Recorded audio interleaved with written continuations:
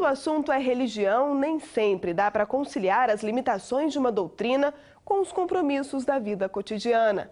No caso dos sabatistas, os conflitos são frequentes e muitas vezes a solução só é encontrada quando o caso chega aos tribunais.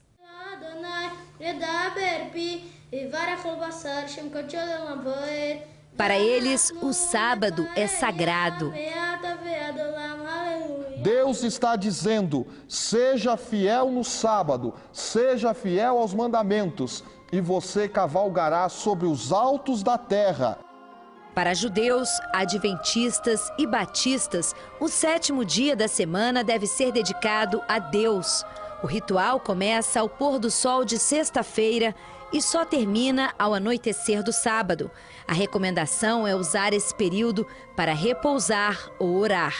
Isso significa que não se deve trabalhar, estudar e nem fazer provas.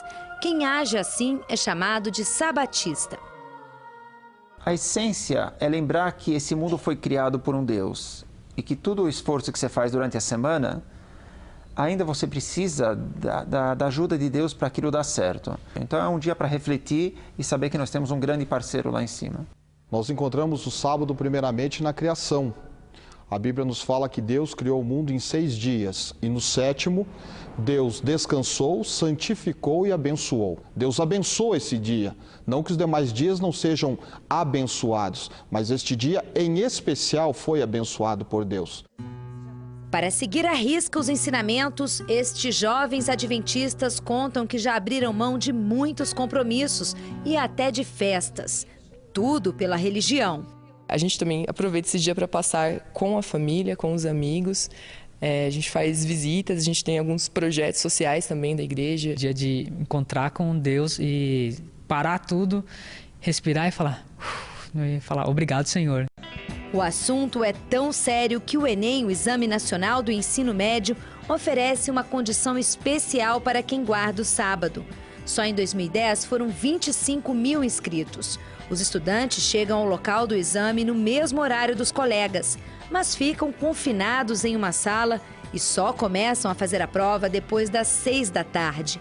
Um sacrifício que, segundo eles, vale a pena. A gente ficou das 8h30 da manhã até as 11 da noite, trancado, sendo que no outro dia, no domingo, a gente tinha que voltar às 8h30 de novo. Então é bem complicado pra gente, questão de disposição. Eu não abriria mão do sábado, porque o sábado não é meu, o sábado é de Deus. Então é como quando alguém pede uma coisa emprestada para você e a coisa não é sua. Não é mesmo fácil manter a crença. Kielze, que é filha de um pastor adventista, conhece bem as restrições e as dificuldades. Uma das mais recentes apareceu logo depois do vestibular, quando ela disse à faculdade que não poderia frequentar as aulas de sexta-feira à noite. Primeiro eu fiz o requerimento e aí ele foi indeferido. Aí eu conversei com o professor da matéria, ele disse que não estava nas mãos dele decidir isso, que a universidade decidisse é o que ele faria. Ele gostaria muito de me ajudar, mas não era possível. Na maioria dos casos, o estudante consegue a liberação depois de apresentar à faculdade um documento da igreja ou da sinagoga. Mas, quando isso não é suficiente, a alternativa pode ser recorrer à justiça. Geralmente, algumas universidades aceitam prontamente e dão esse tipo de concessão, dão oportunidade de fazer trabalhos e tal. E foi isso que eu sugeri, que eu fizesse trabalhos, pesquisas semanais. Mas, infelizmente, a faculdade não entendeu a minha situação. No Brasil, a liberdade de crença está prevista na Constituição e em tratados internacionais assinados pelo país. E foi com este argumento que a estudante procurou a justiça. O resultado não poderia ser melhor. Para o juiz que analisou o caso, a aluna pode compensar as ausências em sala de aula com trabalhos complementares. Não se trata de privilégio da aluna. Se trata, na verdade, de um direito ao direito de crença que ela possui. Agora, esse direito de crença dela tem que ser compatibilizado com a isonomia. Então, o que a instituição tem que fazer? O que prevê a lei e a Constituição? Nesses casos, tem que se oferecer uma prestação alternativa ao aluno. A família de Kielze comemora a decisão da justiça, mas a jovem estudante sabe que este foi apenas mais um obstáculo dos muitos desafios que ainda terá pela frente.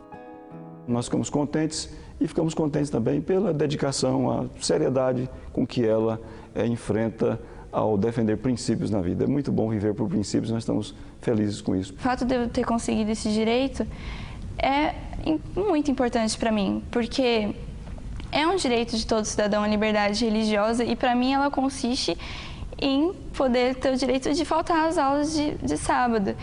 Então isso é uma sobrevivência na universidade. E caso não fosse, eu escolheria a minha fé.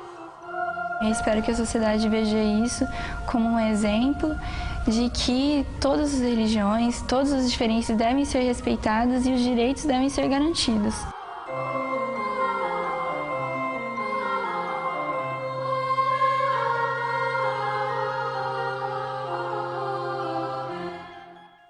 As limitações sofridas pela estudante paulista também atingem outros brasileiros. Em 2006, por exemplo, nós mostramos aqui a história de Adriano, que desistiu da carreira de jogador de futebol porque não podia atuar nas partidas marcadas para sábado.